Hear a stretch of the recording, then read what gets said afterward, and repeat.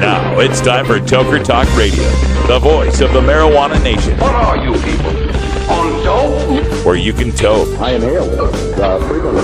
Or you can talk. I experimented with marijuana and didn't inhale. Or you can toke and talk. 10 federal criminal penalties for possession of up to 1 ounce of marijuana. While we talk about toke on Toker Talk Radio. So, by the way, when it comes to pot, if you're 40 years old, you live in a log cabin in Oregon, you got 12 giant pot plants in your backyard, have a ball. Live from beautiful Portland, Oregon at Rolla J Studios. Hey, this is great. Yes, cannabis. Plus your calls live at 971-533-7111. They're walking on their pants with their cap on backwards, listening to Enema Man and Snoopy Poop Dog. What's to keep somebody from getting all potted up on weed and then getting behind the wheel? Gateway theory doesn't work. It's a reality. Holland, is it real? Don't tease me.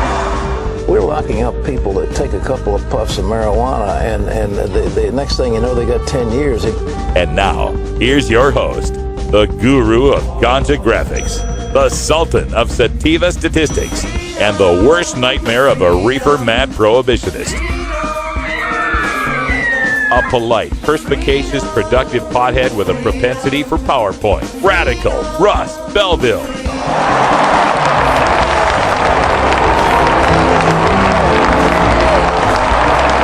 Ladies and gentlemen, we are experiencing technical difficulties. Please stand by. All right, welcome everybody. Time for Toker Talk Radio. It's 4:02 in the Pacific time zone. Had a visit today with the guys from the Tie Stick Vapor Pen Company. You can tell their products, they come in these cool little barrels. Little barrels are kind of cool for saving stuff. Tie Stick refill cartridges there. And enjoying this. I tell you, this thing gives you a nice little cloud.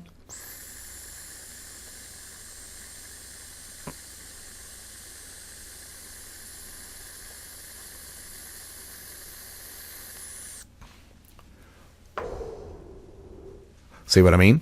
Nice. Tie Stick folks are also putting us together.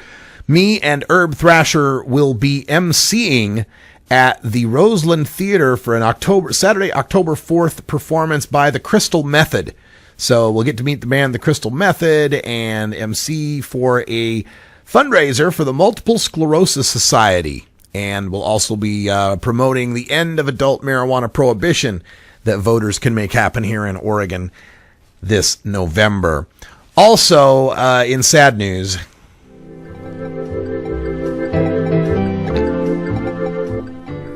Ladies and gentlemen, we are experiencing technical difficulties. Please stand by. one of the greats, and I had missed this news earlier this year. Of course, because we'd had many high-profile deaths. Ladies and gentlemen, we are experiencing technical difficulties. Please stand by. Thank you. But, we lost Robin Williams, we lost Joan Rivers, but also this August, at the age of 96, we lost Don Pardo, the longtime announcer for Saturday Night Live from its beginning in 1975, except for season 7, which, good move, Don, because that was the worst SNL season ever. But, so Don Pardo, every year except one, was the announcer for Saturday Night Live. And as he got into his 90s, was living in Arizona, living in Tucson, I believe, and would fly to New York to record the intros and everything for Saturday Night Live. And only recently had started recording them from his home studio in Tucson and just mailing them in. But of course, Don Pardo goes back to, the original Jeopardy, pre-Trebek Jeopardy, like Bill Cullen Jeopardy. And even before that, Price is Right, the original Price is Right. Is that the Cullen show? Yeah, one of them. Anyway, no. Cullen was Price is Right. Jeopardy was, I forget.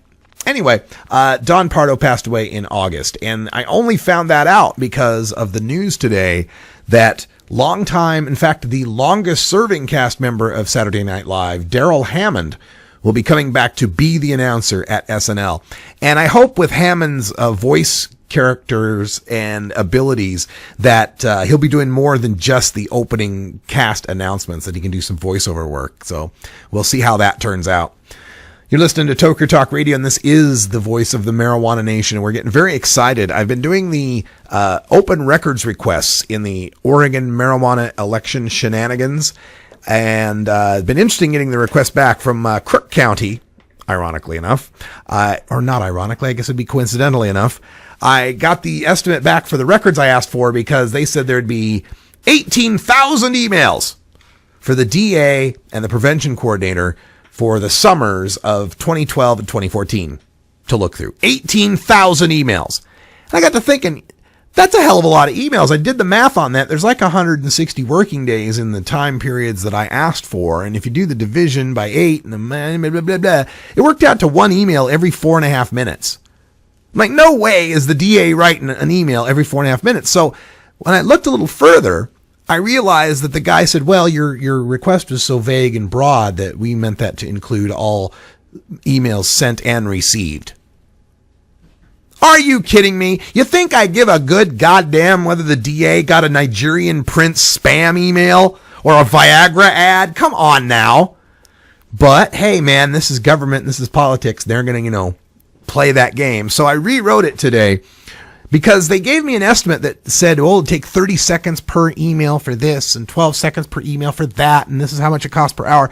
So I rewrote the request to add a query to, first of all, only the sent messages, not the received messages, the sent messages from the DA, and only the messages for which in the subject or the message body there exists the words marijuana, Madras, Summit, or Sabet, any one or all of those words in any combination. So we'll see if that's specific enough, but I did manage to get the request down from $6,000 to about $600. We'll be mailing in that check this weekend.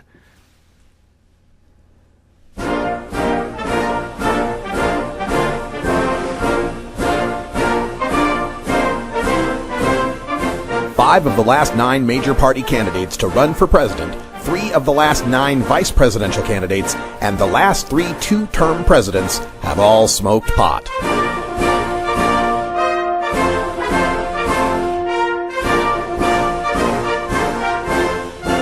Marijuana, the gateway drug to the White House. This is the Russ Belville Show.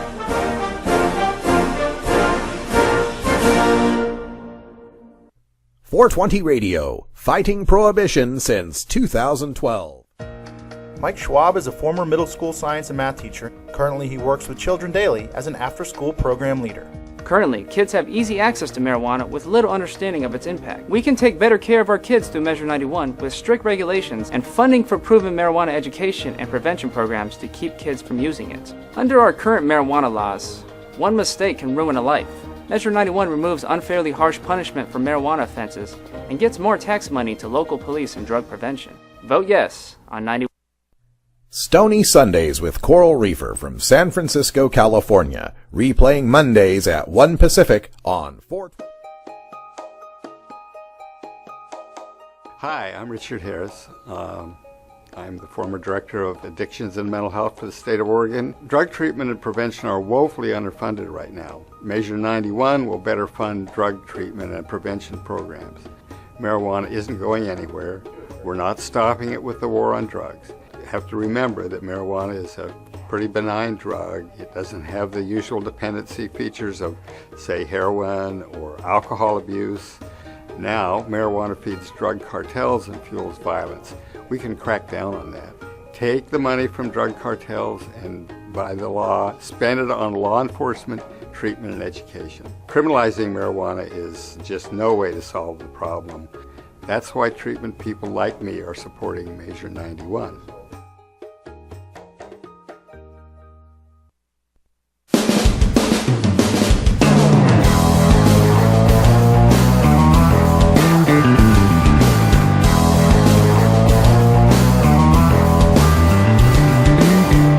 Mark Twain once said that when there's a gold rush, it's a good time to be in the pick and shovel business. Today we look at the rapidly evolving markets in the marijuana green rush in our Canna Business Chronicles.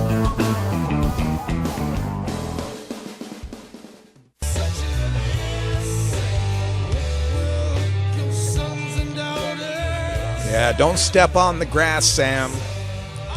Radical Russ here with our coverage of the International Cannabis Business Conference here at the Oregon Convention Center in beautiful Portland, Oregon. And joining me at the desk, we've got Kelly Martin, who's with Dakine 420. Kelly, welcome to the show. Hey, thanks, Russ. Appreciate it. And before we talk about your business, let's talk about your life a little bit, because you were mentioning earlier here that you're not just, you have a kind of a dog in this fight, let's say. You are a victim of the drug war. Sure, I guess a colorful background, you could call it. Yeah. Yeah, I grew up, I'm 53 years old at this point in time, but my mother, who's 73, still uses medical marijuana at this point in her life. I've been exposed to it, been around it for most of my life. And in the early 90s, I was convicted of manufacturing of a controlled substance, which was growing marijuana. Sentenced to 4 years out in federal prison. Spent a few years out in Sheridan with some of the good boys out there. And I was actually really surprised when I'd gone out there. I was at the camp, which was low level security. But out of the 550 inmates out there, there was probably a good third plus, at least 200 guys that were out there for specifically manufacturing a controlled substance, marijuana, predominantly from the Pacific Northwest and mostly from Oregon and Washington. So the history goes back quite a ways. There's a little bit, there's quite a few pioneers out here in the Pacific Northwest that got things going. So hence, I guess, just trying to give a little bit on my background, but because I've been around the industry for so long, in the 90s, and I helped out with some medical marijuana gardens because I did have some knowledge prior, a little black market outlaw knowledge, I guess you'd call it. But I've been an entrepreneur my whole life. I've been a builder, landscape contractor. I've been involved in several different businesses, but most recently, for a number of years, I've been wanting to enter into the fertilizer industry on that particular side of it, mostly because I see the broad area to be able to be involved in the industry, but be involved on a little bit different level. So I hired a biochemist out of Texas who went to Texas A&M. I call him the mad scientist, and that's kind of part of our little marketing strategy too, is that when we go into gardens and we take photos of some of our some of the plants that are produced and grown with our product, I got these little mad scientist wigs and sunglasses I put on the guys to show that, hey, these aren't just photoshopped photos or something that we've pulled off the internet. This is actual product, what our fertilizers are producing. So I was just here to just kind of say hi and talk a little, briefly about my product. It's a water-soluble powder fertilizer that's a 3-part. It's a little bit different than most of the fertilizers that are out there in regards to most of them are liquid fertilizers. The gentleman that looked at some of these fertilizers was kind of astonished and said they're actually calling these fertilizers, and I certainly don't want to badmouth any of my competition or other companies out there because there's some wonderful products on the market. I've used them for years. But unfortunately, they're a watered-down version of what I'm doing. So I'm providing a very concentrated formula that it does get good results. And I'd love to have people go on my website and see what it is, what we're doing, and take a look at some of our photos and the pictures. And feel free to give us a call. We've been doing about almost a year of R&D specifically on cannabis. And we're really about 3 weeks away from actually kicking off because we're just going through the regulatory process, registering labels, and that type of thing. So we're real close. And I wanted to be here at this conference. I've been around the industry, like I said, for a number of years. I know some of the big players in the market down in Oakland and Richard Lee and some of those guys that were real pioneers. One of my partners took second place in the Oaksterdam Cannabis Cup years ago. So I've been around it. I know the industry, and that's the side that I chose to get involved with. So I'm so happy that this is coming around now and becoming a legal industry that you can be a part of, and kind of almost like getting your revenge on the system that put you back. You know, a little bit. You know, it is. It's like I said, it's been in my blood. It's been part of my life, and I'm just so thrilled and so tickled to see it gone where it's gone. I mean, 20 years ago, it was a dream, you know. Yeah. I mean, we really, we always toyed with the idea that maybe someday it will be legal. I hope it's in my lifetime. Fortunately, I was able to see it become a reality. I'm a big supporter of Measure 91 and what Anthony's doing. I think it's a great organization that's put it together with New Approach. They're doing a real good job. I try to support however I can, and I just want your listeners to know that if they can get out there and pound the drum and try to rustle up some votes, it's going to help us all. Yes, let's make this legal, folks. It's Kelly Martin from Decline 420. The website, is there a website they can go to? Yeah, it's just www.decline420.com. And that's DAKINE 420.com. Also, Kelly at decline420.com for an email. Redmond, Oregon is the headquarters. Are you distributing your soils? I'm sorry, your fertilizers here in Oregon grow shops and such? Or? Yes, actually, we plan on being a national company, and like I said, I mean, we're right there on the cusp of just kicking the product out. It's been R&D that we've been doing the last almost year now. Excuse me, but we will be distributing on a national level. All right, that's great news. Kelly Martin, thanks for joining us here on 420 Radio and our coverage of the International Cannabis Business Conference. Thank you, Russ. All right, let's go back to some music. More Stony tunes for you. This is Bradley Fish with Big Bag of Reefer. No, wait, that's over. This is Carolyn Wonderland with Annie's Scarlet Letter.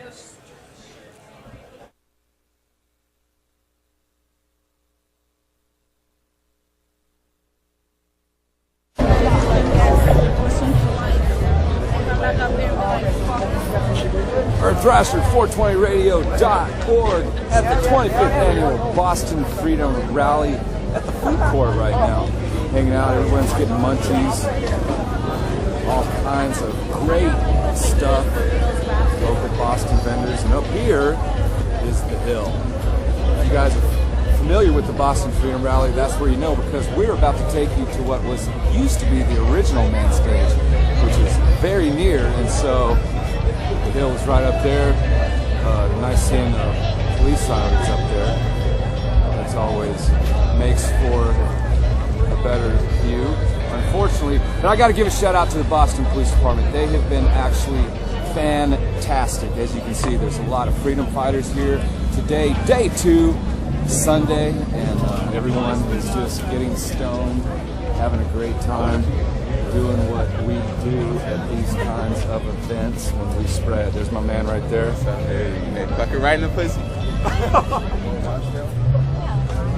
You know, some dudes, they have to show their ass, you know, and that's cool too. I'm not a hater.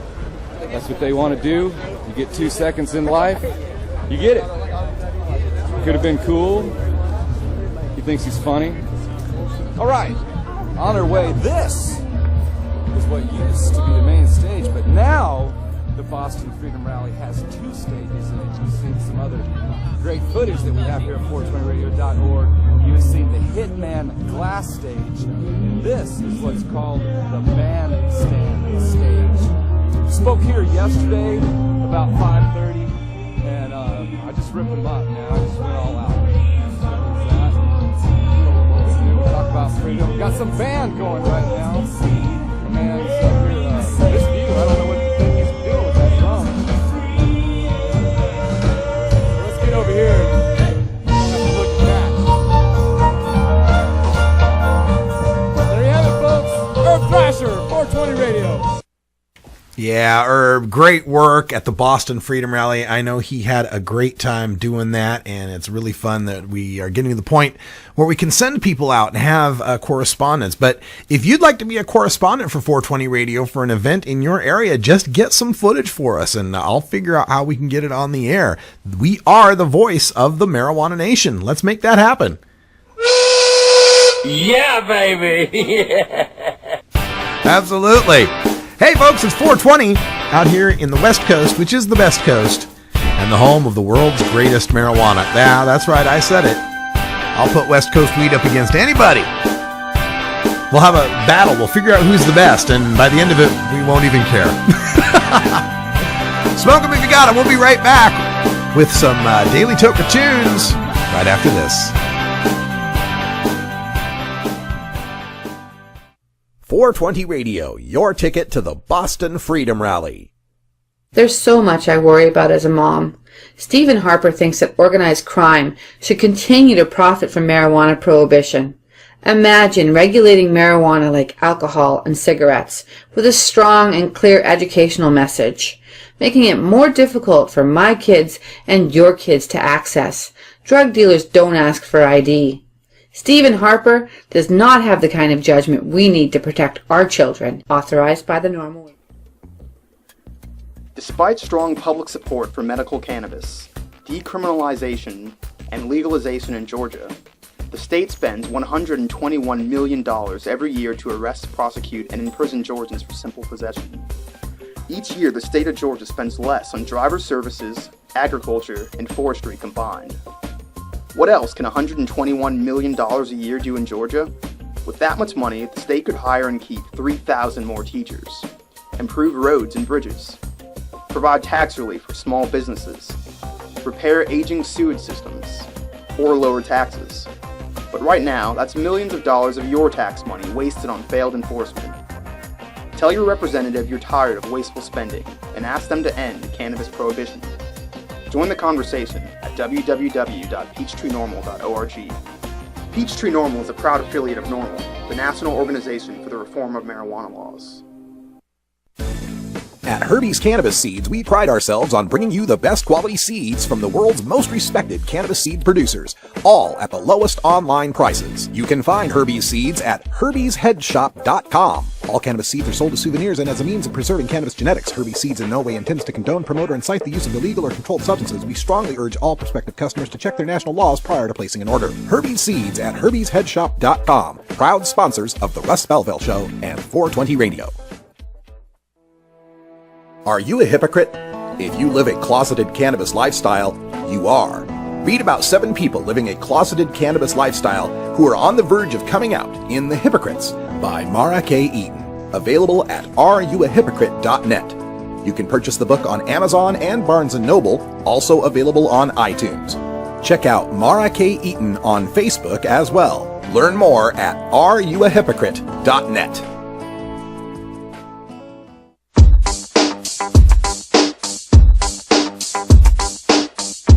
Everyone knows music and marijuana go together, so let's wind up our 20 after break with the Russ Belville Show's Daily Toker Tunes, the best in pod-safe 420 music from around the web. Today is Groovin' Thursday, featuring rap, hip-hop, soul, and funk music. Now, sit back and enjoy your Daily Toker Tunes. All right, welcome back, everybody. We got Chuck Diesel on the line calling in for our Daily Toker Tunes. How you doing, Chuck? Good. How are you doing, Russ? I'm just feeling pretty good. I got a new vapor pen refill, so everything's all right with my world. Hey, I'm not exactly sure which tune we've got coming up, so why don't you intro it, and I'll make sure it's the right one. Yeah, we've got Reflection Eternal with In This World. Yay, I got the right one! I just wasn't quite sure which to go with, and I just realized, I left 2 tracks out in the folder. Sorry about that. That's cool. Yeah, In This World is the one? Yep. All right. What's this group, Reflection Eternal? I haven't heard of them. Yeah, so it's Talib Kweli. I'm kind of been on a Talib kick lately. Yeah. And it's his side project with High Tech. It's honestly my favorite work of his is a lot of the stuff he did with High Tech. I think we played that Strangers song off this record, and then we've got this one, and it's pretty awesome. Just the way I guess Talib Kweli's always been kind of a heady lyricist, you know, like even in this, I think in this song he kind of samples Jay-Z's lyrics about him saying that if truth be told, if lyrics sold, I'd probably be Talib Kweli. And he's just basically saying that if people really cared about pure lyricism, everyone would be a Talib Kweli fan. There you go. All right, so Reflection Eternal. Who else in the group with him, do you know? High Tech. High Tech, there we go. Guy. All right, so High Tech and Talib Kweli with In This World as Reflection Eternal. And Chuck, thanks for getting us this great tune. No problem. Have a good one, guys. It's that feeling. It's that feeling you miss. It's that love. It's that passion. Tone, they don't get you like this no more. What happened to the love? Yeah. What happened to the reflection? Hey yo. Welcome to my longitude and latitude. My attitude is shaped by my surroundings. Skyscrapers, public housing. The sheep is running from the sun. The wolves is howling at the moon. It's tragic how you in the street, cause you ain't got no avenues. When it come to rapper, who the baddest dude? Still don't get it. It's a recession, what recession, dog? We been stressing, shit been a mess, and we been dealing with this depression since way back. But you ain't gotta say that, that's the greatest lesson. Slave to our possession, greed the devil, favorite weapon. Fight to the death, only the greatest left. Let's get it, let's get it, let's get it. I've been hustling really, really hard. Yes. Get up on my ass, start making some moves. Come on. Two and two together, start paying my dues. I gotta get up for it, stand up in this world. Hey yo. If skill sold, truth be told, I'd probably be lyrically Talib Kweli. Lyrically Talib Kweli. Talib Kweli. I get respected by the best MCs. The recipe for my success is 1 part pain and suffering, 2 parts brains and hustling. Sprinkle it over high-tech production. We bubbling like volcanic eruptions. You better buckle in. Push the panic button. Come get your mama to tuck you in. You know we did it like no other did it. You got to get with it. Let's get it. Let's get it. Come on. Let's get it. I've been hustling really, really hard. Yes. Get up on my ass, start making some moves. Come on. Two and two together, start paying my dues. I gotta get up for it, stand up in this world. Hey yo, I grab the mic until my hands develop the calluses. My style is bit, I only see myself like John Malkovich. My grind miraculous, rhyme from slums to palaces. Facing all my challenges, raising the black power fist. Here to eliminate the counterfeit. Add it up and don't amount to shit. I pay my dues, kept the receipt for taxes. Although we stack it, we stay stuck in the bracket. It's like a straight jacket. My rebel tactics got the planet spinning off its axis. The devil laughing when you lazy, man. Get off your ass. A talent don't mean nothing without all the practice. Lordy, Lordy, Lord, I've been hustling really, really hard. Get up on my ass, start making some moves. Come on. Two and two together, start paying my dues. I gotta get up for it, stand up in this world.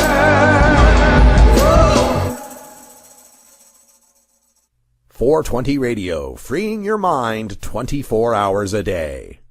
The law offices of Omar Figueroa would like to remind you to stand up for your rights. If you are detained or arrested, treat law enforcement with respect and stand up for your rights by repeating, I respectfully invoke all of my legal and constitutional rights. I do not consent to any search and seizure. I want to remain silent, and I want to speak with my attorney. Please contact the law offices of Omar Figueroa at 415-489-0420 or 707-829-0215 or on the web at omarfigueroa.com. You know Urb Thrasher from the Urb Thrasher Flower Hour. Now get ready for Herb Age designs for the proud cannabis consumer. Urb Designs, lifestyle gear for the 420 friendly. Urb Designs, we've got frisbee golf discs and durable hemp gear. Urb Designs, we've got shot glasses, drinking glasses, coffee mugs, and beer cozies. Check us out on Facebook and online at urbagedesigns.com. And follow Urb and Urb Thrasher on Twitter. Free Weed from Danny Danko, replaying Wednesdays at 1 Pacific on 420radio.org. 420 Radio, your ticket to Seattle Hemp Fest. Adam Hand of Handmade Apparel produces quality custom designs for t-shirts, hats, and other apparel. Handmade Apparel is the official design shop for 420 Radio among many clients who rely on Adam Hand for everything from short-run custom projects to full-run clothing lines. Visit handmadeapparel.biz to browse the selection of handmade gear or to get a personal quote for your own designs. Handmade Apparel, a proud supporter of 420radio.org. When you are starting up a medical cannabis business, you want a fired-up lawyer who understands the needs of cannabis consumers. The law office of Lauren Vasquez is your fired-up lawyer for the cannabis industry. Visit her website, firedUpLawyer.com, or call 1-855-MMJ-LAWS for more information. That's 855-665-5297 for Lauren Vasquez, your fired-up lawyer, or email firedup. Thank you for that amazing talk. Our next talk is a personal journey, one I think you'll find fascinating. Our speaker is a neuroscientist and also a drug addiction expert. And the world first learned about this story in a raw, illuminating, and honest book called High Price. He grew up in a really rough neighborhood in Miami and is now a tenured professor at Columbia University. He's here to share his story about drugs from both a personal perspective and as a scientist. So I want you to give a warm TED-Med welcome to our next speaker, the brave and wonderful Carl Hart.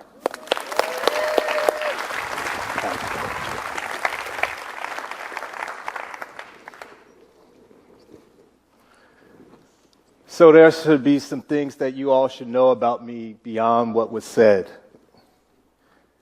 I grew up in the hood in Miami, in a poor neighborhood.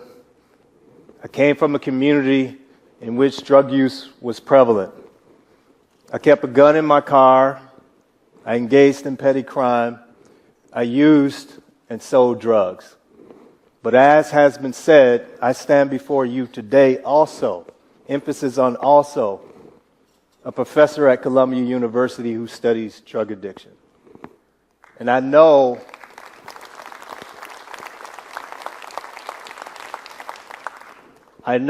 what some of you all are wondering, especially the ones who haven't Googled me yet. How in the world did you get from there to here? Fortunately, there were a few key decisions in my life that changed my course. After high school, I joined the Air Force, and joining the Air Force started me on the path of higher education. And I ultimately earned a PhD in neuroscience.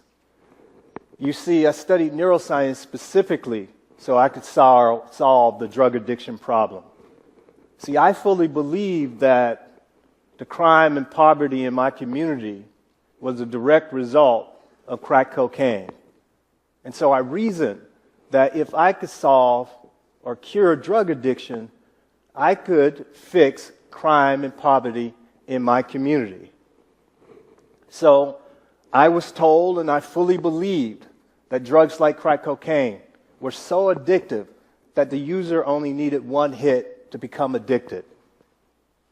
So in 1986, when Congress passed laws punishing crack cocaine trafficking violations 100 times more harshly than those for powder cocaine, I thought that was quite appropriate. I mean, after all, 16 of the Congressional Black Caucus members voted for this legislation. I thought it sent the clear message to crack users and dealers in places like my old community that we wouldn't tolerate them destroying the neighborhood or the community. But I was unprepared for what I would learn as I went about making my contribution to the study of the neurobiology of drug addiction. And ultimately, this new information that I learned changed how I viewed the role of drugs in the whole poverty crime cycle. I first began questioning my thinking when I discovered that drugs like crack cocaine were not as addictive as we had been told. There is no drug in which the user uses one time and becomes addicted. In fact, 80 to 90% of the people who use illegal drugs are not addicts. They don't have a drug problem. I think I need to say that again. 80 to 90% of the people who use illegal drugs don't have a drug problem. Most are responsible members of our society. They are employed. They pay their taxes. They take care of their families. And in some cases, they even become president of the United States. All three of these men reported illegal drug use when they were younger. Now, the point here, my point is not to besmirch or tarnish the reputation of these men. They all serve their country. My point is this: their drug use did not result in an inevitable downward spiral leading to debauchery and addiction. And the experience of these men is the rule, not the exception. The overwhelming majority of drug users don't have a drug problem. Now, the notion or the idea or the basis for this one hit and you're hooked idea comes from experiments conducted in the 1960s and 1970s. Laboratory animals, when given an opportunity, or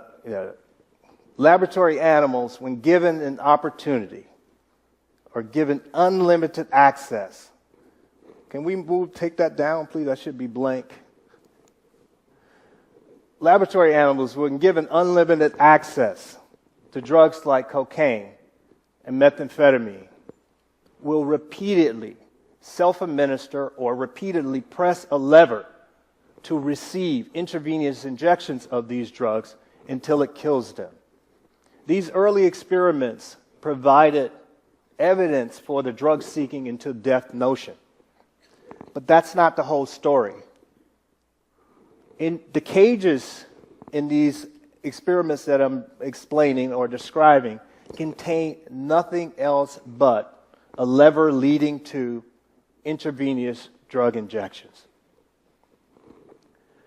The most interesting part of the story for me, however, is what happened when the animals were presented with an alternative as well as the drug lever. The alternative being something like a sexually receptive mate or a sweet treat. When given an option, animals do not self-administer drugs until death. In fact, the animals will often take the non-drug alternative over the drug. We followed up these experiments in my laboratory using human research participants. We recruited crack cocaine addicts from New York City. By the way, my use of the term addict conforms to the DSM definition of substance use disorder. And equally important, we met all human subjects and regulatory requirements before initiating these experiments. So we brought the cocaine users into the lab. We gave them a choice between $5 and a hit of cocaine, crack cocaine, worth more than $5. We repeated this with each person many times over several days. What we found was that the crack cocaine users chose to take drug on about half of the occasions and money on the other half of the occasions. Even a nominal amount of money was enough to deter crack cocaine addicts from taking drugs on at least half of the occasions. Not exactly the insane anything for a hit behavior that I was taught that crack cocaine users would display. We next recruited methamphetamine addicts and repeated that same experiment. Just like the crack cocaine users, the methamphetamine users chose to take methamphetamine on about half of the occasions and and money on the other half of the occasions. We next raised the cash reward to $20. And when $20 was the alternative, the methamphetamine users almost never took the drug. They predominantly took the money. Just like the laboratory animals, when presented with an attractive alternative, even people diagnosed with drug addiction do not choose to take the drug. Stated another way, attractive alternatives dramatically decrease drug use. These were definitely not the results that I was expecting when I set out to solve the drug addiction problem. So, since my time in the hood, I had always viewed the plight of my family and community through the lens of those bad drugs.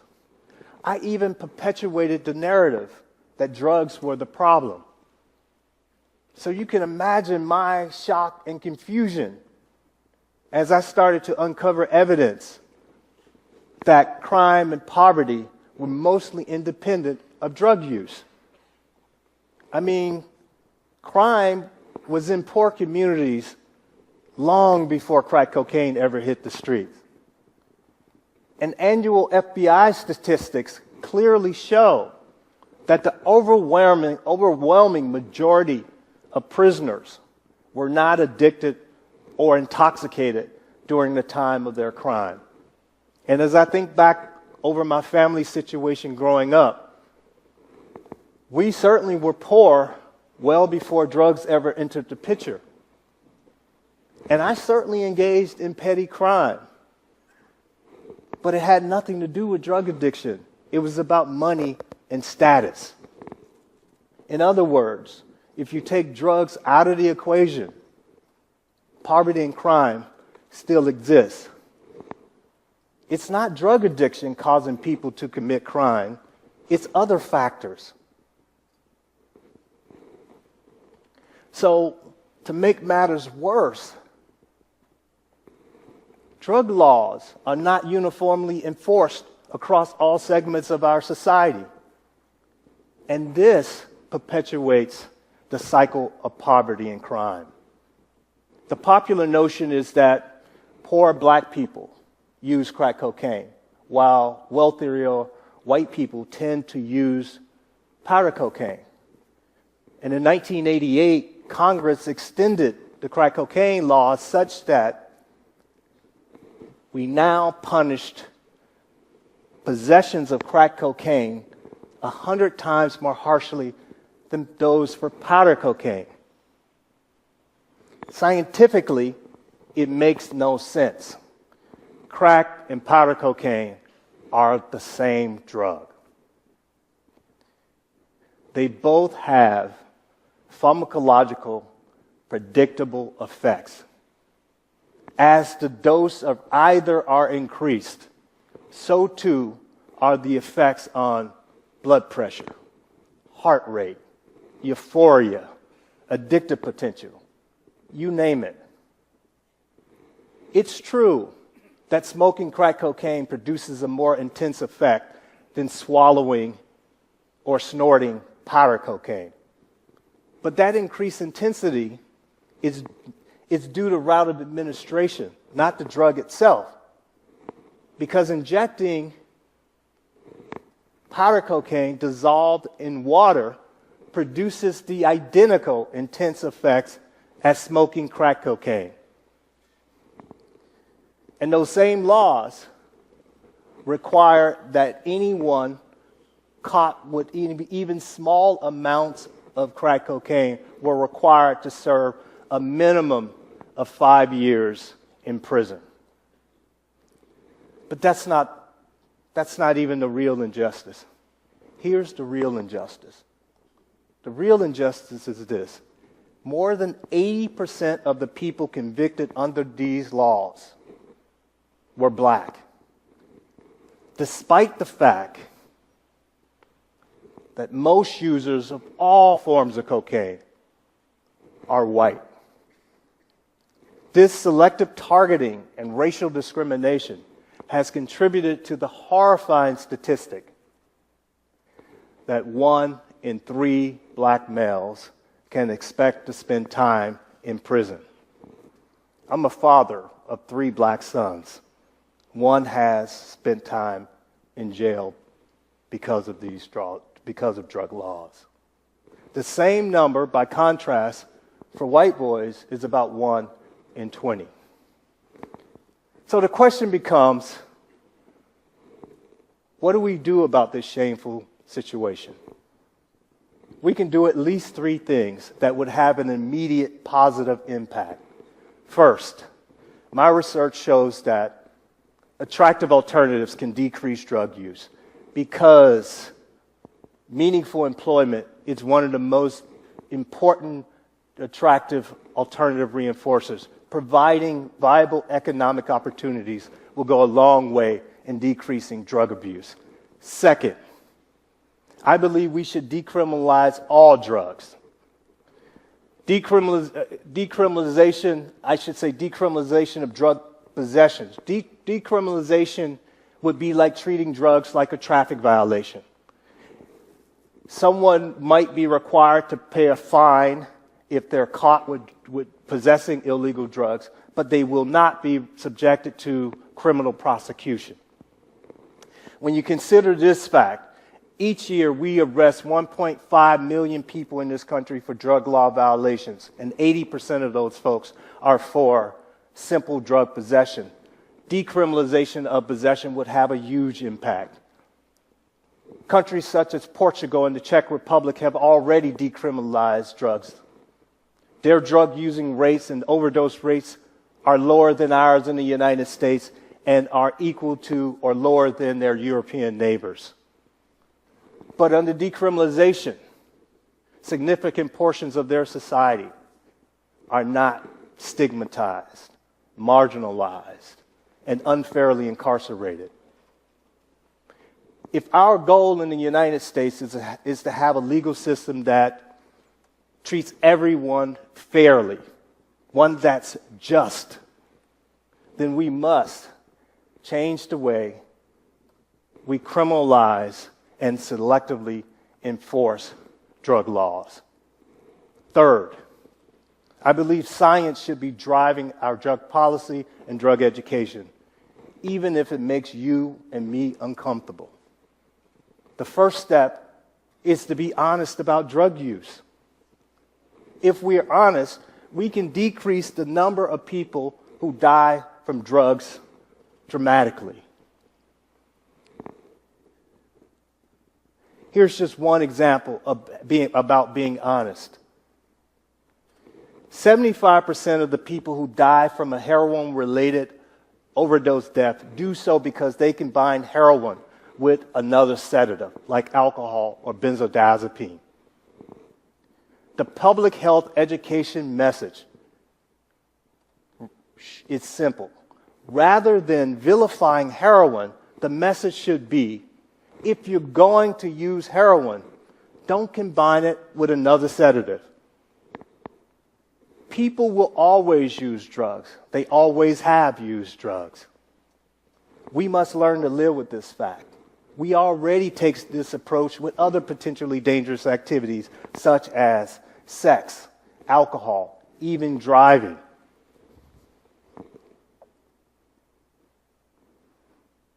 I've come a long way since the mean streets of Miami, and even a longer way since the starry-eyed young man who wanted to eradicate drugs. That's the best way to deal with the drug problem. Today, I no longer want to eradicate or eliminate drugs from our society. It would be naive to think so. Don't get me wrong, I still want to help people who have a drug problem. But equally important, I want to help keep safe recreational users who don't have a problem, because they make up the vast majority of drug users. What I now know is that the drugs themselves are not the problem. The real problems are poverty, unemployment, selective drug law enforcement, ignorance, and the dismissal of science surrounding these drugs. As a scientist, I'm doing my best to lessen the ignorance by disseminating the science. I hope you will take some of the information that I have shared with you today to help join me in my efforts. Thank you. It's Dr. Carl Hart doing a TED Med talk, and stuff that needs to be heard by the general public out there that really doesn't know a whole lot about drugs and drug users. And there's this tendency. Let's see if we got some more here. Thank you. Thank you.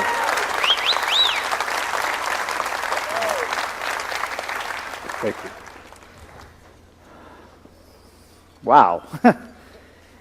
I also grew up hearing the one hit and you're addicted dogma, and it's amazing, as a scientist to realize that even in the setting and the context of strong scientific evidence, how those lessons that we just take for granted really penetrate society and decisions. And hearing it from both a personal perspective and a scientific perspective was incredibly eye-opening for me, and I'm sure for you.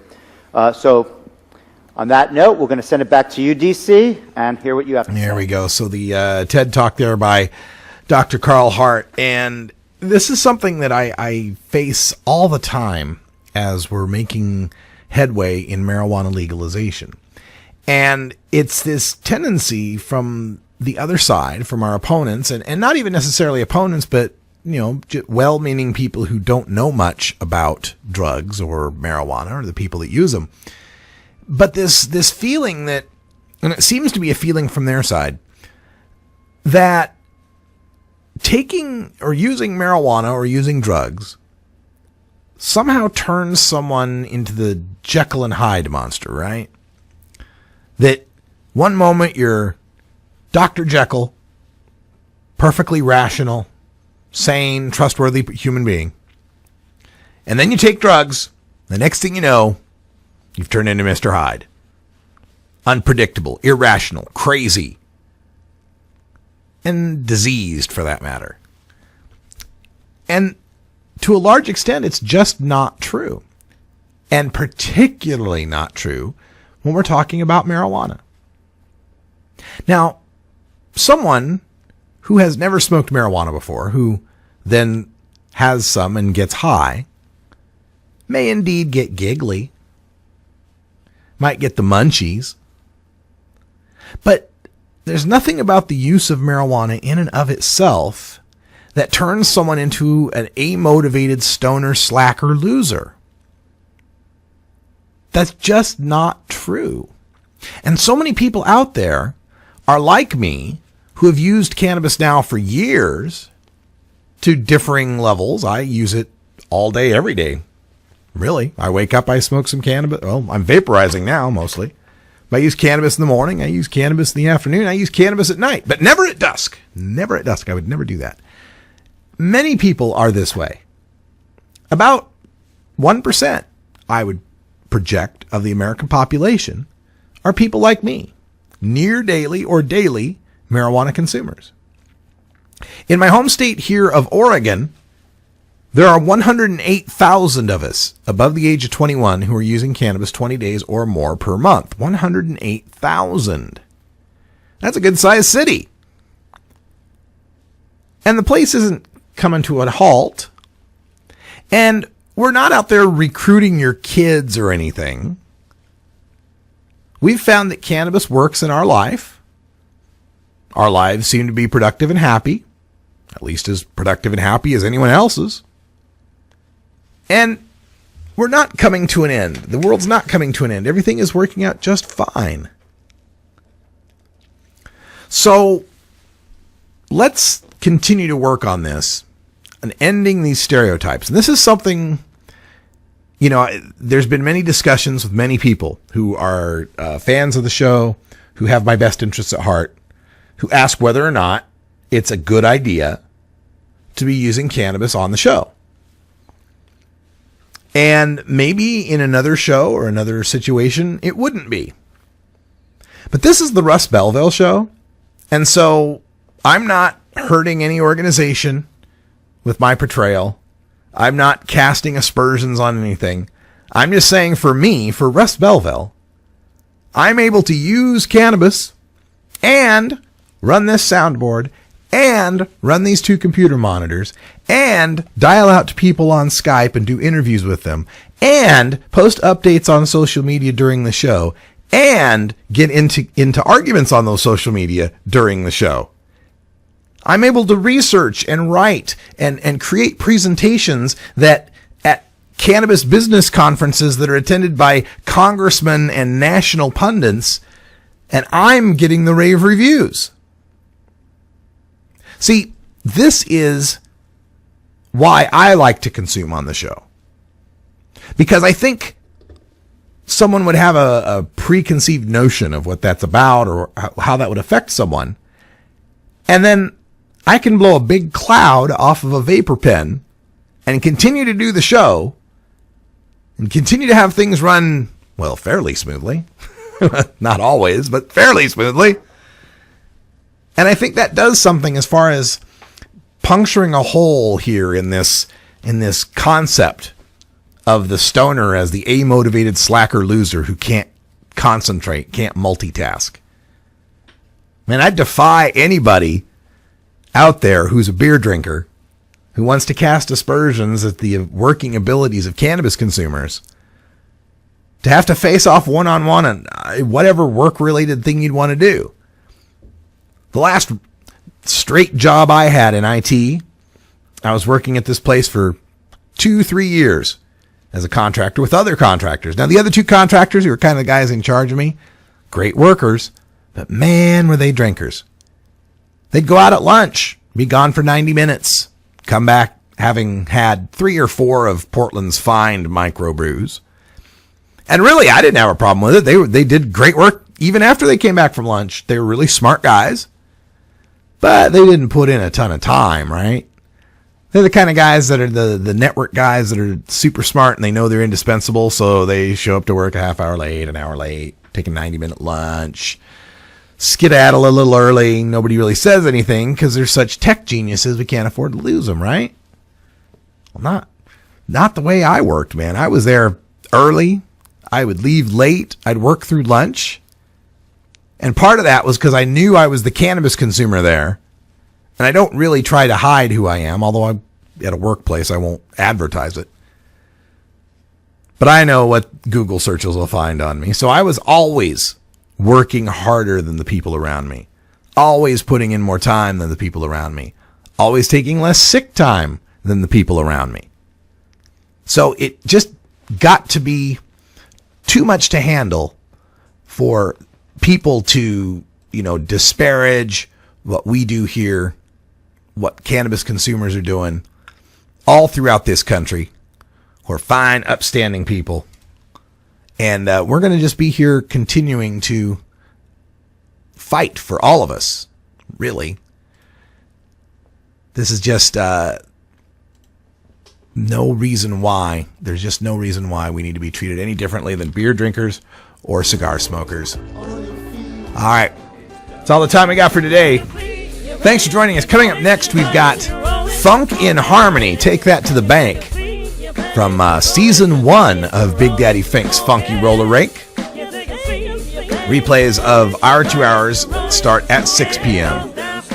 We've got Neil Franklin, the executive director from Law Enforcement Against Prohibition, joining us live at the half-past mark. That'll be 6:30 Pacific time.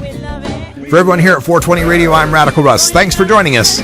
And until next time, take care of each other, Tokers.